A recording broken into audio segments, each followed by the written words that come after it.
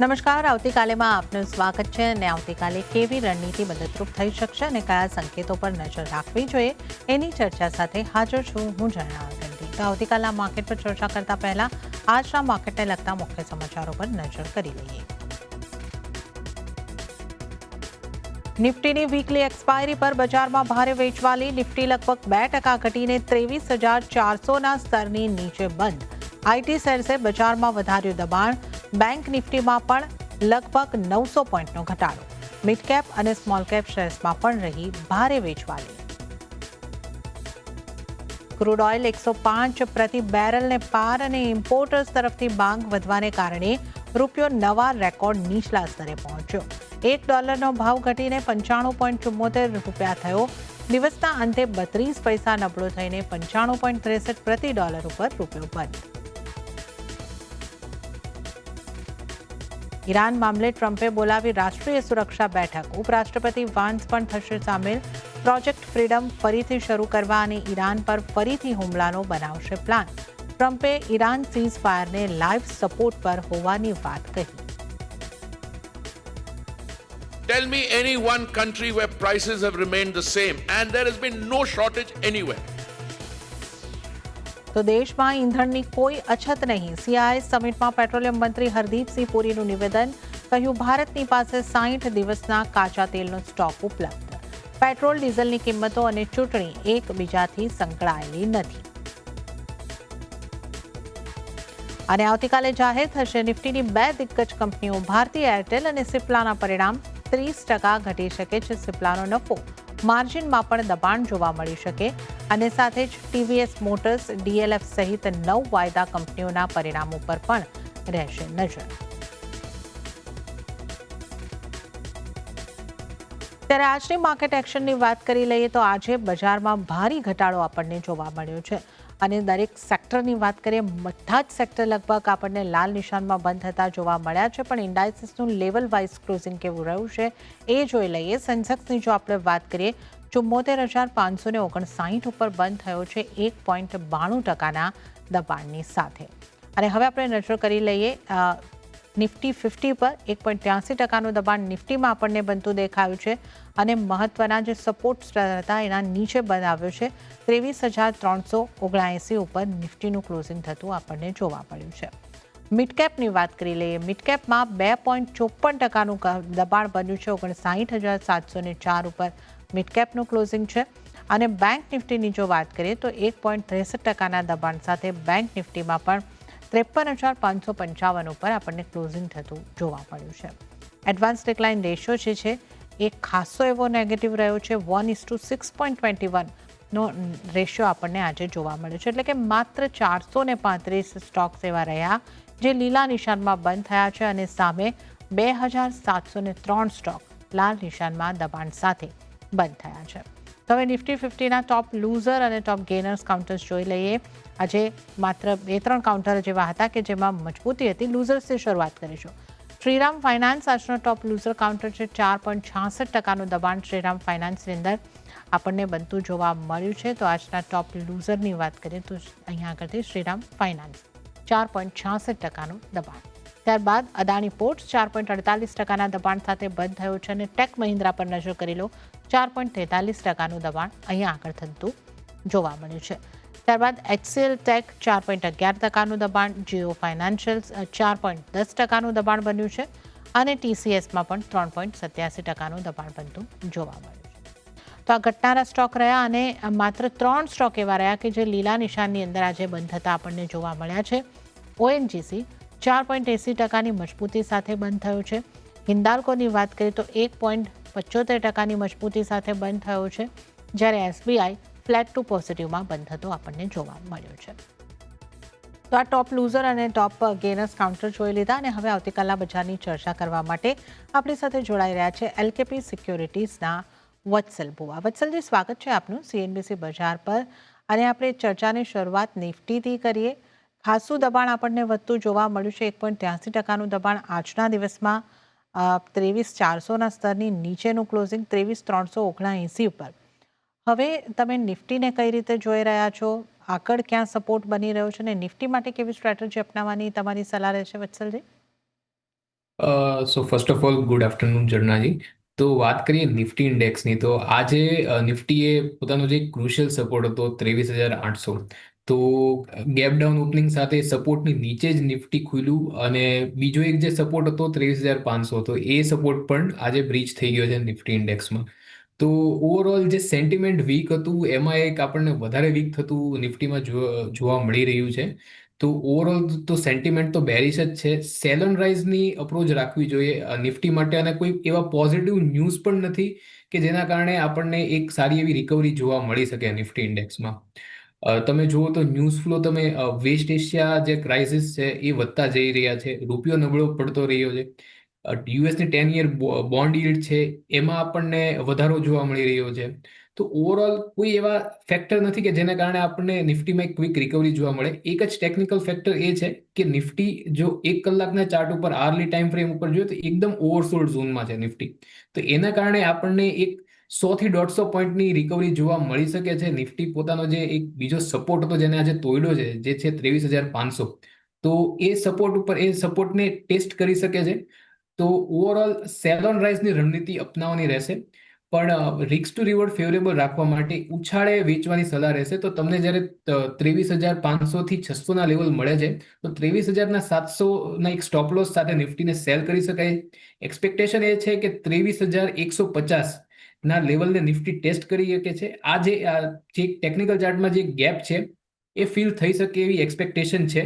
તો 23,150 ના ટાર્ગેટ સાથે નિફ્ટીમાં તમને 23,500 થી 550 ના લેવલે તમારે સેલ કરવાનું રહેશે.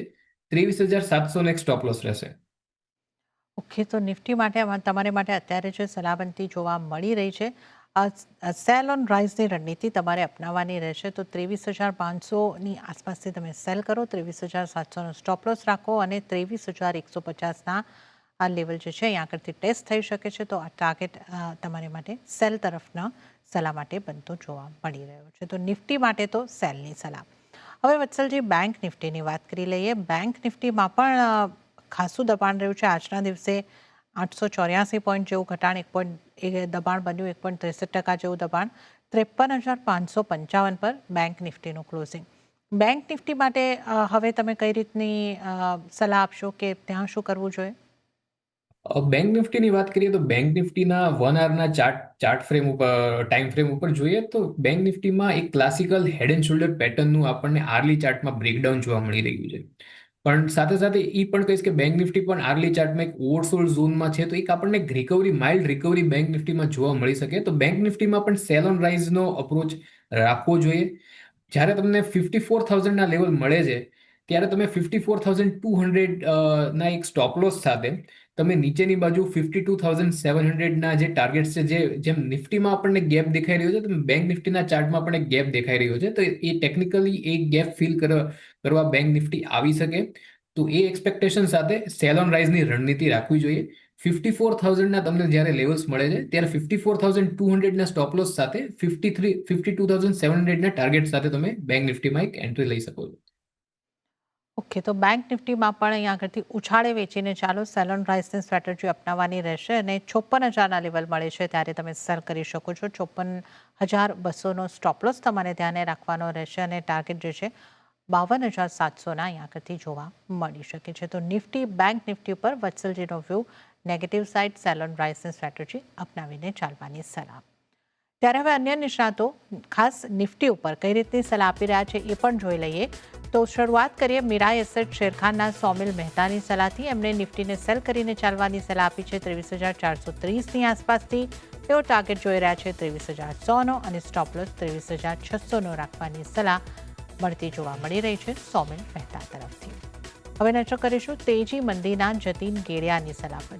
જતીનજીએ પણ નિફ્ટીને સેલ ઓન રાઇઝ કરીને ચાલવાની સલાહ આપી છે. સ્ટોપ લોસ તેઓ જોઈ રહ્યા છે 24,500નો અને ટાર્ગેટ 24,250નો તેઓ શક્યતા જોઈ રહ્યા છે. તો આપણા ત્રણેય નિષ્ણાતો વત્સલજી, જતીનજી અને અહીંયા આગળથી આપણે જે રીતે વાત કરી સોમિલ મહેતાની સલાહ સેલ ઓન રાઇઝની નિફ્ટી ઉપર બની રહી છે. તો આપણે તમામ નિષ્ણાતોની નિફ્ટીની સ્ટ્રેટેજી તો જાણી લીધી છે. વત્સલજી આજે આપણી સાથે જોડાયેલા છે, એમની સાથે આપણે સ્ટોક્સની ચર્ચામાં આગળ વધીશું. વત્સલજી, આઈટીથી શરૂઆત કરીએ. ઘણો મોટો ઘટાડો અહીંયા આગળ આપણને આઈટી સેક્ટરની અંદર, આઈટી સેક્ટરના સ્ટોકની અંદર જોવા મળ્યો છે. ટેક મહિન્દ્રામાં લગભગ 4.5%ની આસપાસનું 4.43%નું દબાણ છે. એચસીએલ ટેકમાં પણ એ જ રીતની સ્થિતિ. ટીસીએસ હોય, ઇન્ફોસિસ હોય, બધા જ કાઉન્ટર 3% કરતાં વધારેના જ ઘટાડા સાથે આપણને બંધ થતા જોવા મળ્યા છે. આઈટી સ્ટોક્સમાં આટલા મોટા ઘટાડા બાદ હવે કયા સ્ટોક પર આપની કઈ રીતની સલાહ બની રહી છે? જો નિફ્ટી આઈટી ઇન્ડેક્સની જ વાત કરું તો નિફ્ટી આઈટી ઇન્ડેક્સે જે આપણને એક કોન્સોલિડેશન બ્રેકડાઉન જોવા મળી રહ્યું છે. તો વ્યૂ તો નિફ્ટી આઈટી માટે નેગેટિવ જ છે, એક બેરિશ વ્યૂ પોઈન્ટ બની રહ્યો છે. હાલાકી નિફ્ટી આઈટી એક ક્રુશિયલ 28,000 થી 28,200 આ એક ક્રુશિયલ સપોર્ટ છે નિફ્ટી આઈટી માટે. જો 28,000 ની નીચે ક્લોઝિંગ આપે છે નિફ્ટી આઈટી, તો આપણને next leg of selling IT ઇન્ડેક્સમાં જોવા મળી શકે અને 25,500 સુધીના આપણને લેવલ જોવા મળી શકે એમ છે. તો વાત કરીએ નિફ્ટી આઈટીના સ્ટોક્સની, તો એક કોફોર્જ અને ઓએફએસએસ આ છોડીને બાકી બધા જ જેટલા સ્ટોક છે નિફ્ટી આઈટીમાં, ઇન્ફોસિસ છે, લાર્જ કેપ, હું ખાસ કરીને લાર્જ કેપ સ્ટોક્સની વાત કરીશ. ટેક મહિન્દ્રા છે, ઇન્ફોસિસ છે, એચસીએલ ટેક છે, ટીસીએસ છે. તો આ બધા જ સ્ટોક મને વીક લાગે છે. તો ફિલહાલ નિફ્ટી આઈટીના જે લાર્જ કેપ સ્ટોક છે એમાં એનાથી થોડું દૂર રહેવું જોઈએ, અને જે મિડ કેપ સ્ટોક છે એમાં થોડું બાય ઓન ડિપ્સ કરી શકે છે, ખાસ કરીને ઓએફએસએસ છે અને કોફોર્સ છે. તો આ બે સ્ટોક મને બાય ઓન ડિપ્સની રણનીતિ બનાવવી જોઈએ. બાકી બીજા જે લાર્જ કેપ આઈટી સ્ટોક છે એનાથી ફિલહાલ લોંગ પોઝિશન બનાવવા માટે દૂર રહેવું જોઈએ.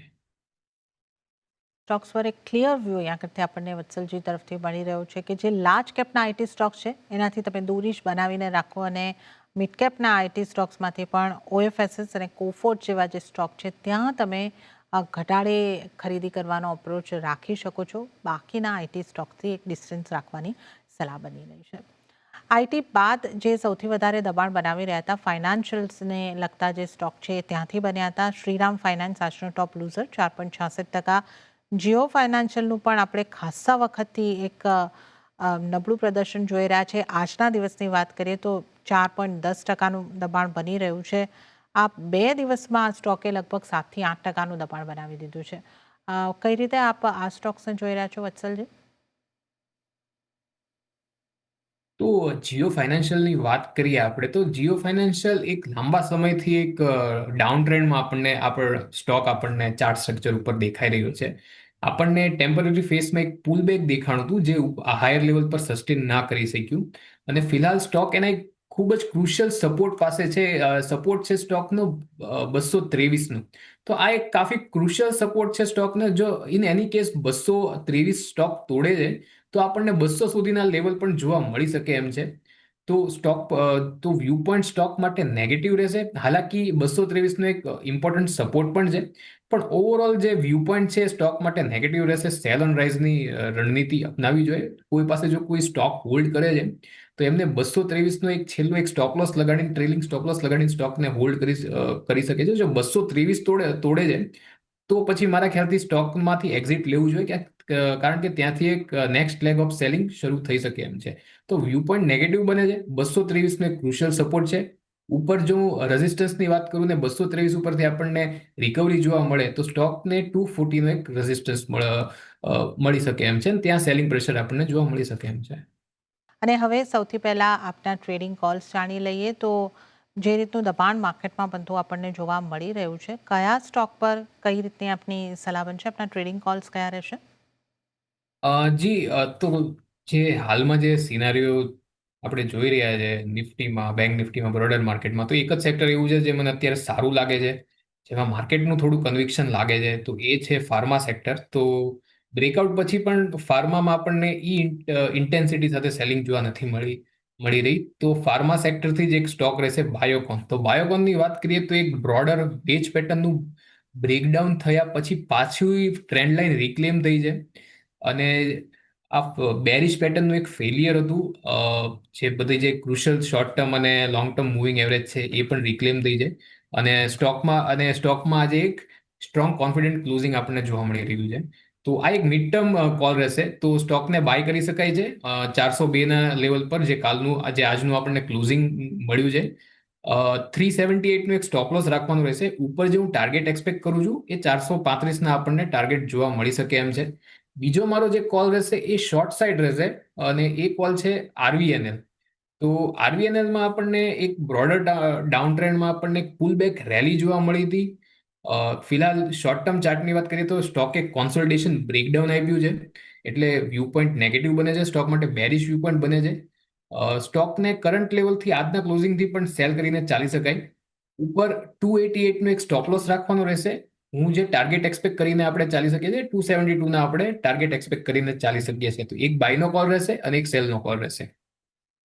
ઓકે, તો આજની વત્સલજીના ટ્રેડિંગ કોલ્સની વાત કરી લઈએ તો બાયોકોન ઉપર ખરીદી કરીને ચાલવાની સલાહ બની રહી છે. 402 આસપાસથી તમે બાય કરી શકો છો. 378નો સ્ટોપ લોસ અને 435ના ટાર્ગેટ બાયોકોનમાં જોવા મળી શકે છે.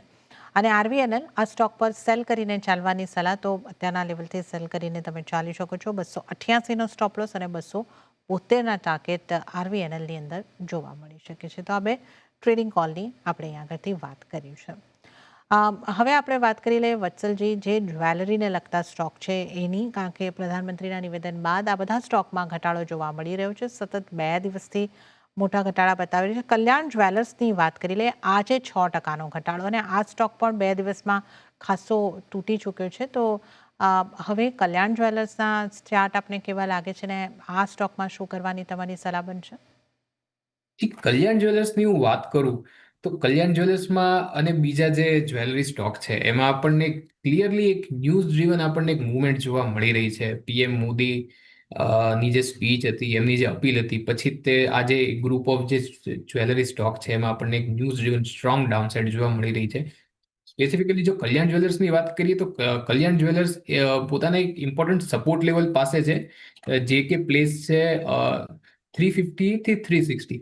તો અને આરલી ચાર્ટની વાત કરું તો એકદમ ઓવરસોલ્ડ ઝોનમાં છે સ્ટોકનું. આરએસઆઈ 28 ઉપર છે, એકદમ ઓવરસોલ્ડ ઝોનમાં છે. તો મને લાગે છે કે આ સ્ટ્રોંગ ડાઉનસાઇડ પછી આપણને સપોર્ટ પરથી માઇલ્ડ રિકવરી જોવા મળી શકે છે, પણ એને એઝ અ રિકવરી જ કન્સિડર કરવાની રહેશે. એને મતલબ કોઈ ટ્રેન્ડ ચેન્જિંગ ઓલાની જેમ ઇન્ડિકેશનની જેમ ન જોવું જોઈએ. તો ફિલહાલ 350 થી 360નો એક સપોર્ટ ઝોન છે. સપોર્ટથી થોડી રિકવરી એક્સપેક્ટેડ છે સ્ટોકમાં, કારણ કે એક ઇન્ટેન્સ ડાઉનસાઇડ આપણને જોવા મળી છે. અને રિકવરી જ્યારે સ્ટોકમાં આવે છે ત્યારે સ્ટોકમાં આપણને 385 થી 390 અહીંયા સ્ટોકને રેઝિસ્ટન્સ મળી શકે એમ છે.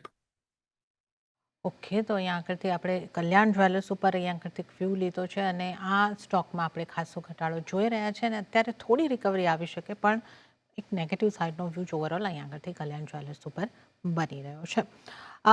આજે આપણે ખાસ કરીને ઓએનજીસી અને ઓઇલ ઇન્ડિયાની વાત કરી લઈએ, કારણ કે જે રીતે આજે ઓઇલ અને ગેસ પ્રોડ્યુસર્સ માટે ઇન્ડિયાએ રોયલ્ટી રેટને રિવાઇઝ કર્યા છે, એની એક ઇમ્પેક્ટથી આ સ્ટોક એવા રહ્યા કે જે મજબૂતી સાથે બંધ થયા છે. ઓએનજીસીમાં 4.80%ની મજબૂતી, ઓઇલ ઇન્ડિયામાં પણ આપણે જોઈએ તો આજના દિવસે 7.66% જેટલી મજબૂતી આવી છે. તો અહીંયા વત્સલજી આપનો વ્યૂ કઈ રીતનો બની રહ્યો છે? તો સૌથી પહેલા આપણે વાત કરીએ ઓએનજીસીની. તો highly crude price sensitive stock છે અને ઉપરથી બીજે ન્યૂઝ પણ આવ્યા છે જે રેટ રિવાઇઝ કર્યા છે. તો ચાર્ટ સ્ટ્રક્ચર ઓએનજીસીનું બુલિશ બની રહ્યું છે. સ્ટોકમાં એક હિડન બુલિશ ડાયવર્જન્સ બની રહ્યું છે, જે ઇન્ડિકેટ કરે છે કે જે સ્ટોકમાં જે અપસાઇડ છે આપણને એ હજી કન્ટિન્યુએશન અપસાઇડનું જોવા મળી શકે એમ છે. તો ઓએનજીસી માટે વ્યૂ પોઝિટિવ બની રહ્યો છે. શોર્ટ ટર્મ ટાર્ગેટ્સની વાત કરું તો 310 થી 315 આ ટાર્ગેટ્સ આપણને જોવા મળી શકે એમ છે. સ્ટોકમાં વ્યૂ પોઈન્ટ પોઝિટિવ બની રહ્યો છે. જો સપોર્ટની વાત કરું તો 285નો એક ઇમિડિયેટ સપોર્ટ બની રહ્યો છે અને પોઝિશનલ સપોર્ટની વાત કરું તો 275નો પોઝિશનલ સપોર્ટ બની રહ્યો છે. સ્ટોકને બાય કરી શકાય એમ છે. 285નો એક સ્ટોપ લોસ રહેશે અને ટાર્ગેટ જે એક્સપેક્ટેડ છે 310 ને 315. વાત કરીએ ઓઇલ ઇન્ડિયાની.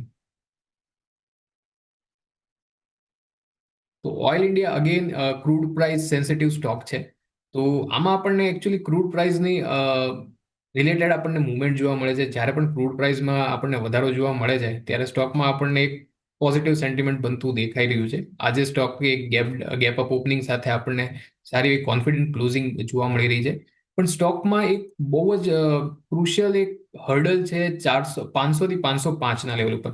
જો આ નીકળે છે ત્યાર પછી આપણને એક સારી એવી અપસાઇડ સ્ટોકમાં એક મોમેન્ટમ જોવા મળી શકે એમ છે. તો ફિલહાલ તો જો સ્ટોકને બાય કરવો હોય તો 505ના લેવલની ઉપર બાય કરી શકાય એમ છે, અથવા તમે સ્ટોકને બાય કરી શકો છો એટ 465. તો કરંટ લેવલથી વેઇટ એન્ડ વોચની સલાહ રહેશે. 505ની ઉપર સ્ટોક ક્લોઝિંગ આપે ત્યારે તમે સ્ટોકને બાય કરી શકો છો. કરંટ લેવલથી વ્યૂ પણ ન્યુટ્રલ રહેશે સ્ટોક માટે. એ તો અત્યારે તો વેટ એન્ડ વોચની સલાહ ઓઇલ ઇન્ડિયા માટે બની રહી છે, પણ ઓએનજીસી પર ખરીદી કરીને ચાલી શકો છો. અને ઓએનજીસીની જો વાત કરીએ 285નો સ્ટોપલોસ ધ્યાને રાખો. 310થી 315ના ટાર્ગેટ માટે ઓએનજીસીમાં ખરીદારી કરીને ચાલી શકો છો. તો આજે મજબૂત રહેલા સ્ટોકની આપણે એક વાત કરી છે. પણ રિયલ એસ્ટેટના સ્ટોકની વાત કરીએ વત્સલજી, જ્યાં ખાસા મોટા ઘટાડા આપણને આવતા જોવા મળ્યા. એક ડીએલએફનું કાઉન્ટર આવતીકાલ માટે રિઝલ્ટના હિસાબે પણ ફોકસમાં રહેવાનું છે. આજે ત્યાં પણ દબાણ હતું. વધારે દબાણ ગોદરેજ પ્રોપર્ટીઝ અને લોધામાં દેખાયા છે, 4.5થી 5.5% દબાણ. તો રિયલ એસ્ટેટમાંથી કોઈ કાઉન્ટર પર આપનો કોઈ વ્યૂ બનશે? હું રિયલ એસ્ટેટ ઇન્ડેક્સની વાત કરું તો એમાં જ આપણને એક અપવર્ડ્સ કોન્સોલિડેશનનું બ્રેકડાઉન જોવા મળ્યું હતું કાલના સેશનમાં. આજે આપણને એક ફોલોઅપ હું પણ જોવા મળ્યું. સ્ટોકે 50 ડેઝ અને 100 ડેઝ મૂવિંગ એવરેજની નીચે આ સ્ટ્રોંગ બ્રેકડાઉન આપણને જોવા મળ્યું છે. હાલાકી 751 હું નિફ્ટી રિયાલિટી ઇન્ડેક્સની વાત કરું છું ત્યાં એક સપોર્ટ આપણને જોવા મળી રહ્યો છે. પણ જો આપણે સ્પેસિફિકલી સ્ટોક્સની વાત કરીએ તો એક પણ સ્ટોક એવો નથી જેનું એક પોઝિટિવ ચાર્ટ સ્ટ્રક્ચર બનતું હોય.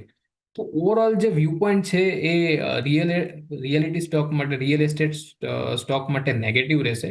અને ફિલહાલ મારી એક સલાહ રહેશે રિયલ એસ્ટેટ સ્ટોકથી થોડું દૂર રહેવાની, કારણ કે માર્કેટ પર વ્યૂ પોઈન્ટ થોડો નેગેટિવ બની રહ્યો છે. થોડા સેશન માટે, શોર્ટ ટર્મ માટે આપણને એક બેરિશ સેન્ટિમેન્ટ જોવા મળી શકે એમ છે. અને રિયલ એસ્ટેટ જે સેક્ટર છે એક હાઈ બીટા સેક્ટર છે, એટલે એની આપણને ઇમ્પેક્ટ સ્ટોક્સ પર પણ જોવા મળી શકે એમ છે. તો ફિલહાલ થોડા ટાઈમ માટે, જ્યાં સુધી નિફ્ટી સ્ટેબલ નથી થતું, આપણને કોન્સોલિડેશન ફેઝ જોવા નથી મળતો, ત્યાં સુધી રિયલ એસ્ટેટ ના સ્ટોકથી થોડું દૂર રહેવું જોઈએ. ઓકે, તો રિયલ એસ્ટેટના સ્ટોકને અત્યારે થોડા અવોઇડ કરો. આ એક વ્યૂ તમારે માટે ખાસ કરીને બનતો જોવા મળી રહ્યો છે. ત્યારે જ આપણે થોડા વધારે સ્ટોક્સની પણ અહીંયા આગળથી ચર્ચા કરી લઈશું. અને બેંક્સની વાત આપણી બાકી રહી છે. બેંક્સમાં પણ આજે એસબીઆઈ એક ફ્લેટ રહ્યો છે, પણ એચડીએફસી, આઈસીઆઈસીઆઈ આ બધી બેંક ઘટાડા તરફ રહી છે. તો બેંક્સમાંથી કોઈ બેંક પર આપનો વ્યૂ રહેશે વત્સલજી? તો સૌથી પહેલી વાત કરીએ આપણે એચડીએફસી બેંકની. તો એચડીએફસી બેંક એક જે ક્રુશિયલ સપોર્ટ હતો એ તોડીને એક વીક ક્લોઝિંગ આપણને જોવા મળી રહ્યું છે. 760નો એક ક્રુશિયલ સપોર્ટ હતો સ્ટોક માટે, તો એ સપોર્ટ તો આજે તૂટી ગયો છે. તો મને લાગે છે એચડીએફસી બેંક જે એક હેવી વેઇટ સ્ટોક છે બેંક નિફ્ટી ઇન્ડેક્સમાં એઝ વેલ એઝ નિફ્ટી ઇન્ડેક્સમાં, તેમાં આપણને જે ઘટાડો છે, જે ડાઉનસાઇડ છે, એક્સટેન્ડ થતી જોવા મળી શકે એમ છે ટુવર્ડ્સ ધ લેવલ ઓફ 720. અને વાત કરીએ એસબીઆઈની, તો એસબીઆઈ તો રિઝલ્ટ આવ્યા પછી તે આપણને એક સ્ટ્રોંગ એક ડાઉનસાઇડ જોવા મળી રહી છે. આપણને એક ચેન્જ ઓફ સેન્ટિમેન્ટ જોવા મળી રહ્યું છે ચાર્ટ ઉપર ક્લિયરલી. તો એસબીઆઈ માટે તો વ્યૂ પોઈન્ટ નેગેટિવ રહેશે. 960નો એક સપોર્ટ છે, જો 960 તોડે છે તો આપણને 900ના લેવલ પણ જોવા મળી શકે એમ છે. અને સ્ટોકનો 960નો એક સપોર્ટ છે, તો મે બી આપણને આર્લી ચાર્ટમાં ઓવરસોલ્ડ ઝોન ઉપર છે તો થોડી રિકવરી જોવા મળી શકે છે.